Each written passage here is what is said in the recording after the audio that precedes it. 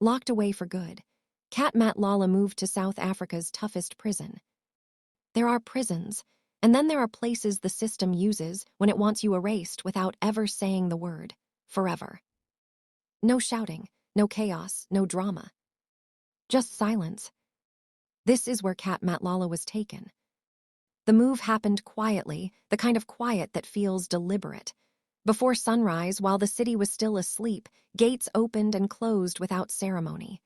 No press, no statement, no explanation given to the public. One moment he was held in a known facility, the next he was gone. Not transferred, removed. When the state believes someone has crossed a line that cannot be uncrossed, it doesn't rely on chains alone. It relies on isolation. Inside this prison, sound becomes rare. Conversations don't exist. There are no casual exchanges, no shouting across corridors, no arguments, no laughter. Even anger struggles to survive here. Silence becomes the dominant force. Meals arrive through a narrow slot at the bottom of a thick steel door. Sometimes the only evidence that another human being exists is a hand pushing a tray inside. Not a face, not a voice, just fingers briefly appearing, then gone again. This is not accidental. This is design. The cell itself is stripped down to the bare minimum required to keep a body alive. A bed bolted permanently to the floor. A toilet with no privacy, no dignity. White walls that reflect light endlessly, making it impossible to escape the feeling that the space is shrinking. No color, no personal items, no reminders of the outside world. A Bible is often the only reading material allowed. For some, it becomes a lifeline. For others, it becomes the last thing to hold on to as the mind starts searching for something, anything, to break the silence. Time behaves differently in isolation. Days don't feel like days. Nights don't feel like nights. Without human interaction, the brain begins to lose its anchors. Minutes stretch. Hours blur. Weeks dissolve into a single, endless moment. Your thoughts get louder. Memories you thought you buried come back without warning. Conversations replay in your head, word for word.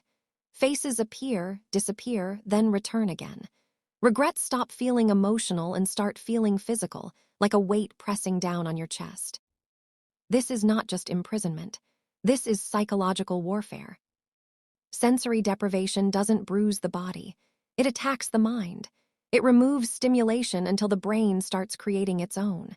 Some people talk to themselves. Some pace endlessly. Some sit completely still for hours, staring at the same spot on the wall. This is where strong reputations mean nothing. Cat Matlala was not just another inmate passing through the system. His name carried weight long before prison walls surrounded him. He represented influence, reach, and the uncomfortable closeness between crime and power. And when the system decides that influence itself has become the threat, it responds differently. This prison is not designed to reform. It is not designed to rehabilitate. It is designed to neutralize. Here, connections die quietly. Phone calls are limited or non-existent. Messages don't travel. Favors don't matter. Outside protection becomes meaningless when no one can reach you. Even guards keep their distance, not out of fear, but protocol. Interaction is reduced to what is strictly necessary. No conversations, no explanations, no humanity beyond procedure. The silence does the rest. Days pass, then more days, and eventually something changes, not always visibly, not always dramatically. Sometimes it's subtle, a slower walk, a longer pause before responding, a distant look in the eyes when interaction does happen. This is the cost of isolation. People imagine prison as noise, violence, and chaos, but this place operates differently. It doesn't overwhelm the senses, it starves them. And starvation, over time, reshapes everything. Cat Matlala now wakes up in the same space every day. The same walls, the same ceiling, the same door that never opens without warning. There is no crowd to perform for, no audience, no power to exercise. Just time, and silence, and memory. This prison sends a message far beyond the man inside it. It tells everyone watching that power fades. Influence expires. And when the system decides it has had enough, it doesn't need to be loud. It just removes you from the world.